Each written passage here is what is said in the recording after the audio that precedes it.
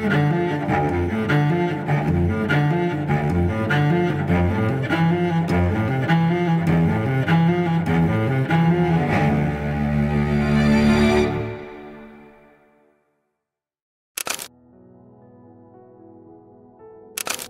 Bapak Ibu sekalian, kita bertemu kembali di dalam Terang Bagi Jalanku. Hari ini kita akan bersama-sama membaca dari kitab Kisah Para Rasul pasal 4 ayat 32 sampai dengan 37. Sebelumnya mari kita bersama-sama berdoa di hadapan Tuhan. Bapa di dalam surga, kami berdoa meminta pertolongan-Mu, kiranya Tuhan berkenan untuk karuniakan kepada kami firman-Mu, seturut dengan belas kasihan-Mu, seturut dengan anugerah-Mu, yang memang telah Engkau nyatakan bagi setiap kami ini.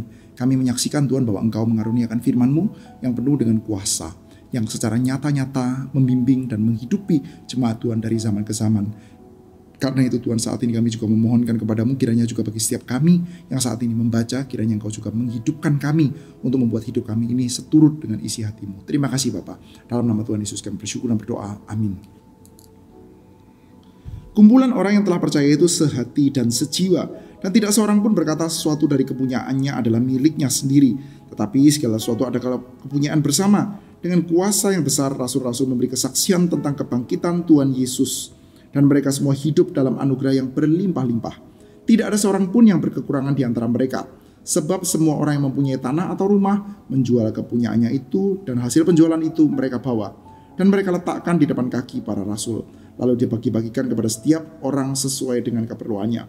Demikianlah pula dengan Yusuf, yang oleh rasul-rasul disebut Barnabas, artinya anak penghiburan, seorang Lewi kelahiran Siprus. Ia menjual ladang miliknya, lalu membawa uangnya itu dan meletakkannya di depan kaki rasul-rasul. Sampai di sini pembacaan Alkitab kita. Rekan-rekan sekalian, kita mengingat ya bahwa ketika kedua rasul kita, yaitu Petrus dan Yohanes, itu dilepaskan dari persidangan, mereka menceritakan kepada kawan-kawan mereka saudara yang sudah menunggu tentang apa yang terjadi dengan mereka. Lalu setelah itu mereka pun berdoa di hadapan Tuhan. Ini adalah satu buah respon yang baik ya saudara, ketika mereka mendapati sudah bahwa diri mereka itu mengalami kesulitan, atau mereka itu delivered ya, dilepaskan dari kesulitan saudara. Salah satu hal yang paling awal yang mereka lakukan bukanlah menyusun strategi untuk langkah-langkah selanjutnya, namun yang mereka lakukan adalah mereka berdoa. Dan mereka tidak sembarangan berdoa, mereka berdoa seturut dengan kitab suci, mereka berdoa seturut dengan apa yang ada di dalam kitab Mazmur pasal 2. Kemarin kita sudah melihat saudara bahwa ini adalah satu buah doa yang indah saudara. Bukan sekedar karena doanya itu seturut dengan firman Tuhan, namun di dalam doa itu mereka memiliki satu buah kesadaran bahwa mereka berbagian, mereka ada di dalam cerita kerajaan Tuhan.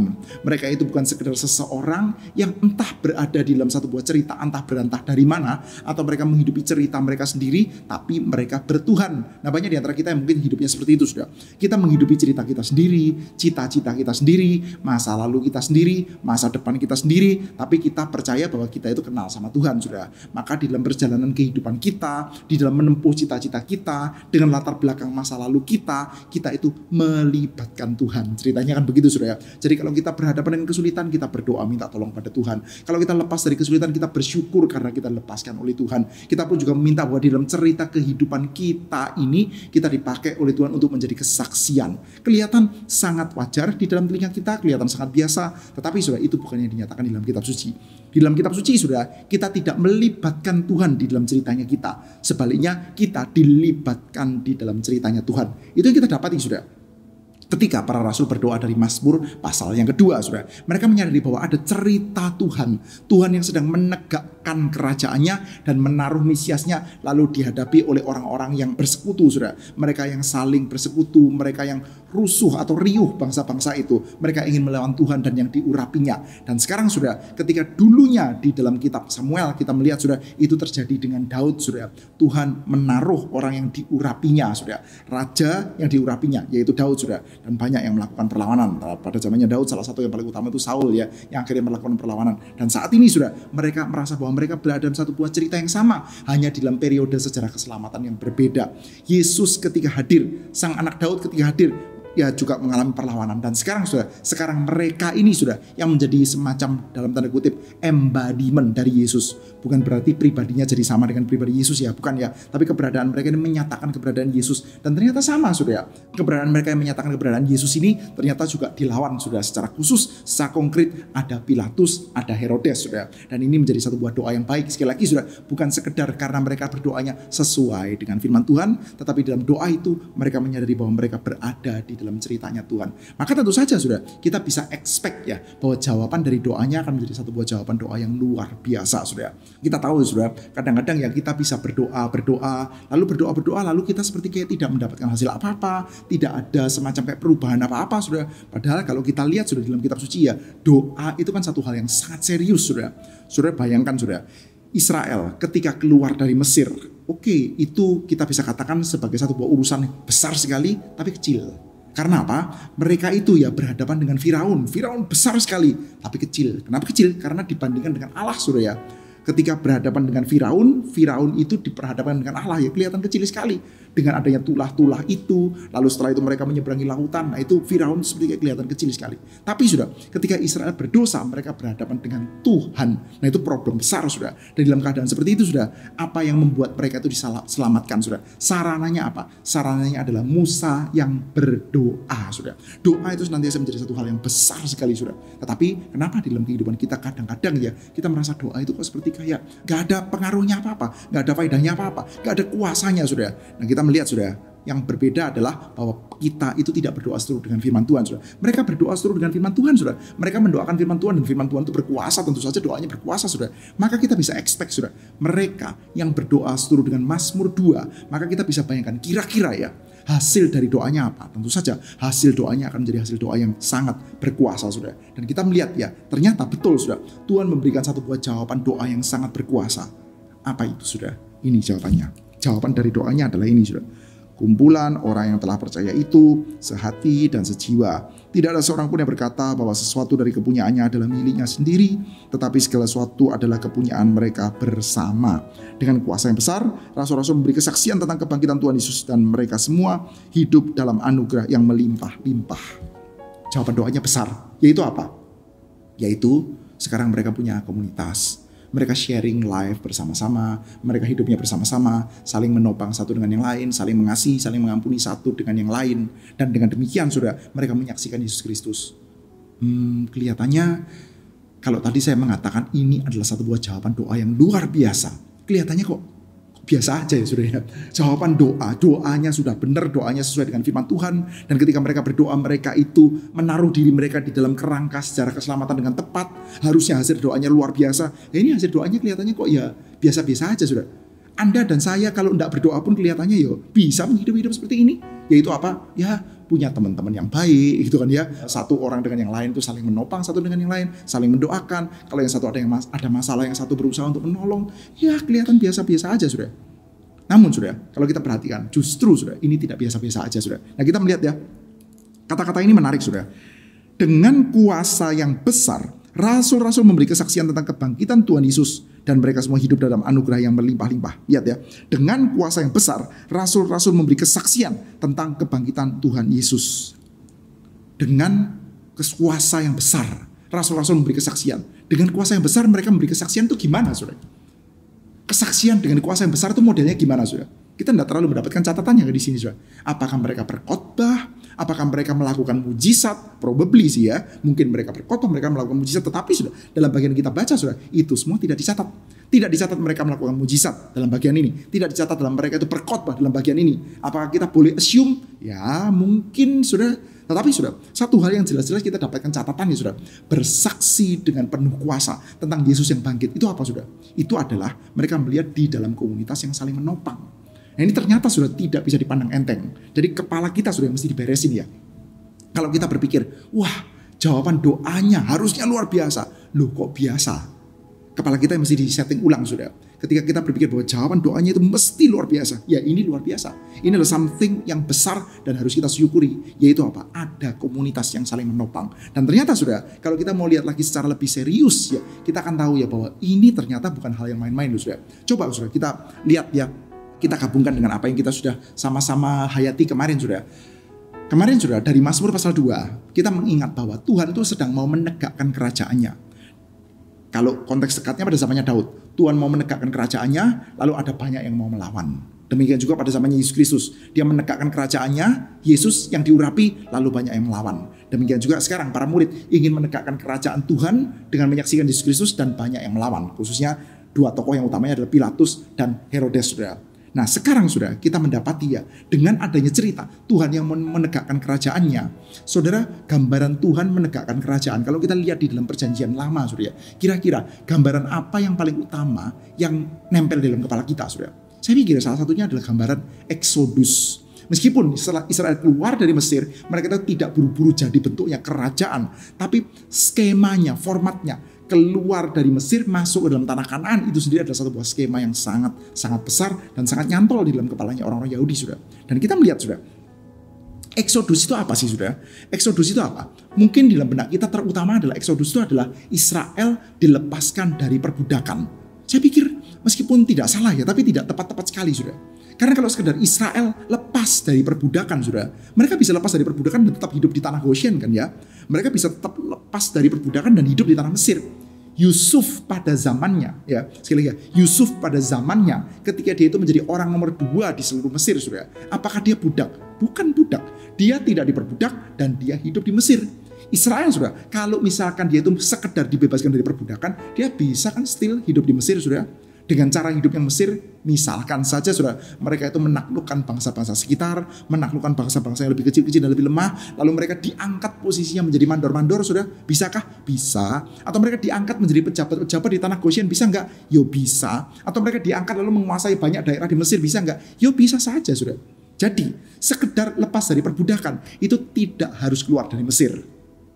Mereka bisa mengalahkan Firaun dengan pertolongan Tuhan, of course ya. Dengan pertolongan Tuhan mengalahkan Firaun, lalu posisi mereka naik, bisa sudah. Tetapi sudah ada tekanan yang kuat sudah, bahwa mereka harus keluar dari Mesir.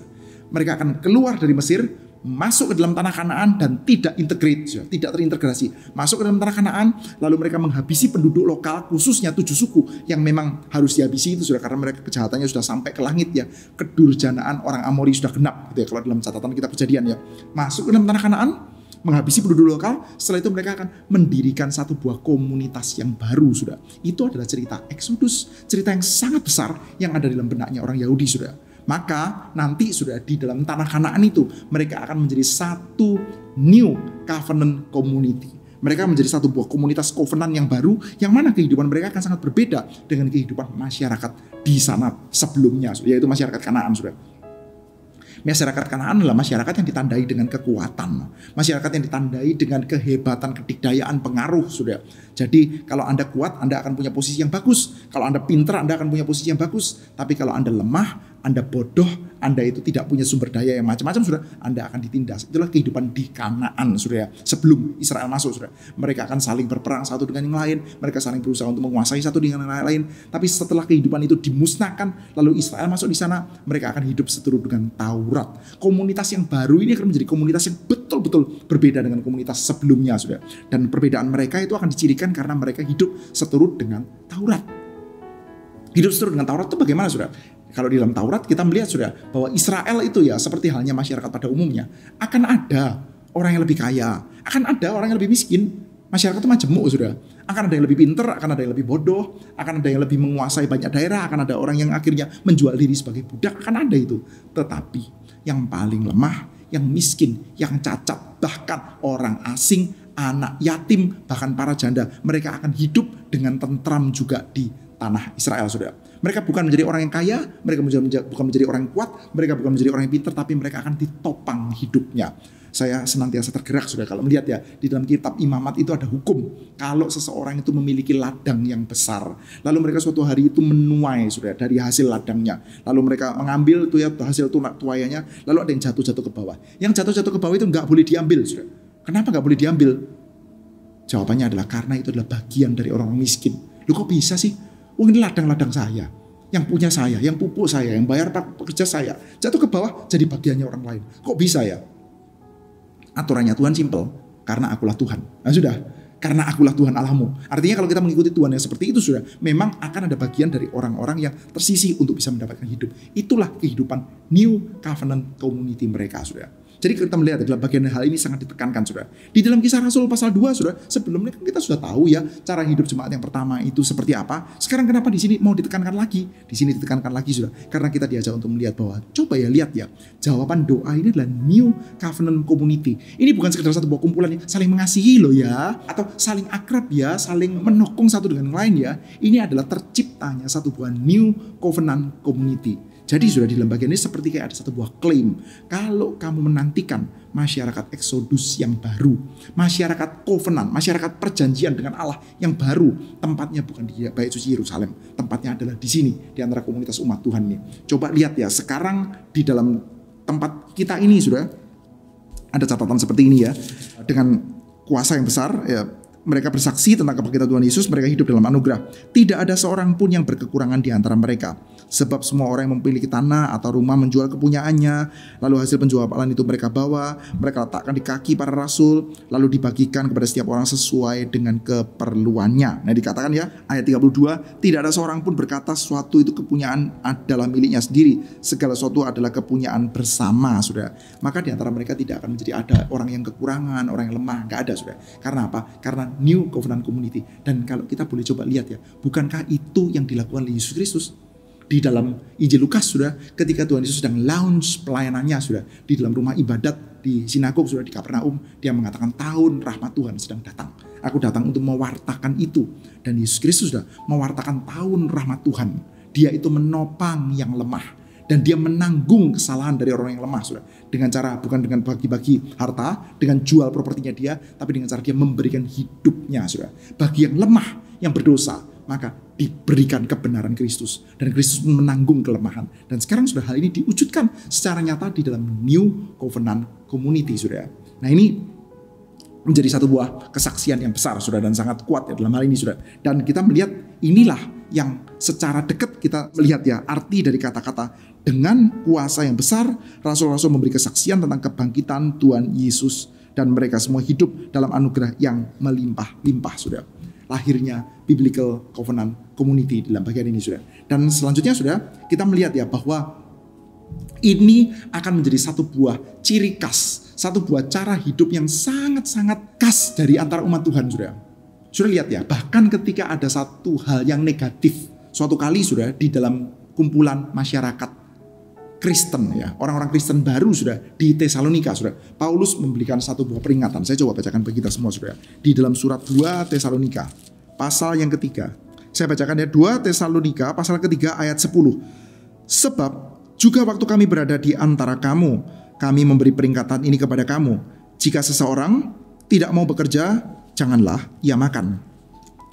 Saudara, peringatan ini adalah satu buah peringatan yang serius ya.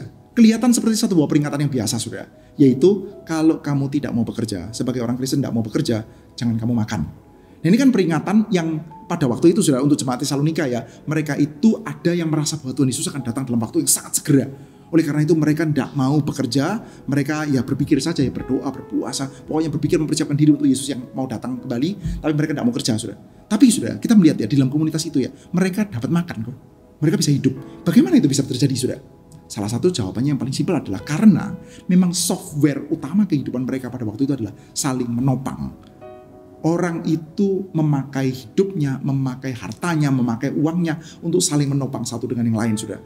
Ada kelemahan-kelemahannya, ada, saudara, bagi mereka yang akhirnya mengerti secara salah, ditegur oleh Paulus. Tapi fakta teguran itu sudah menunjukkan bahwa kehidupan satu dengan yang lain itu betul-betul menjadi satu buah kehidupan yang saling menopang. Dan itu menyaksikan bahwa ada kuasa Kristus Yesus yang bangkit, yang bekerja di antara mereka, saudara. Selanjutnya kita melihat ada satu buah contoh konkret. Ini tokoh yang nantinya akan memegang peranan yang sangat penting, saudara. Ada satu buah contoh yang konkret. Apa yang kita bicarakan ini bukanlah satu hal yang sekedar di awang-awang. Ada satu buah gambaran yang konkret sekali. Manusianya ada, yaitu ini, saudara. Demikian pula Yusuf yang oleh rasul-rasul disebut Barnabas, artinya anak penghiburan, seorang Lewi dari kelahiran Siprus yang menjual ladang miliknya lalu membawa uang itu dan meletakkannya di depan kaki rasul-rasul. Yang kita bicarakan tadi bukan sekedar wacana, tapi ada satu hal yang konkret, orangnya ada, Yusuf, Barnabas, saudara. Maka sudah kita percaya sudah bahwa apa yang kita bicarakan ketika kita bicara tentang komunitas umat Tuhan yang menjadi New Covenant Community yang saling mengasihi, saling menopang, saling berkorban satu dengan yang lain, itu bukan sekedar ide di angan-angan yang tidak bisa diwujudkan. Dan di mana kita bisa wujudkan itu? Saya pikir jawabannya paling simpel ya di dalam gereja, dalam komunitas umat Tuhan. Maka hari ini saya mengajak kita untuk mendoakan satu buah pokok doa, yaitu mari kita sama-sama berdoa di hadapan Tuhan, meminta kiranya kuasa kebangkitan Kristus bekerja dengan hebatnya di antara kita. Kiranya dengan penuh kuasa kita boleh menyaksikan kebangkitan Yesus Kristus. Dengan cara bagaimana? Yang paling simpel adalah adanya kehidupan di dalam komunitas yang serupa dengan kehidupan Yesus, yaitu saling menopang, saling berkorban, saling mengasihi, saling memberi, saling menerima satu dengan yang lain. Baik rekan-rekan sekalian, kita bertemu kembali di dalam Terang Pagi Jalanku episode selanjutnya. Tuhan memberkati setiap kita. Terpujilah Tuhan.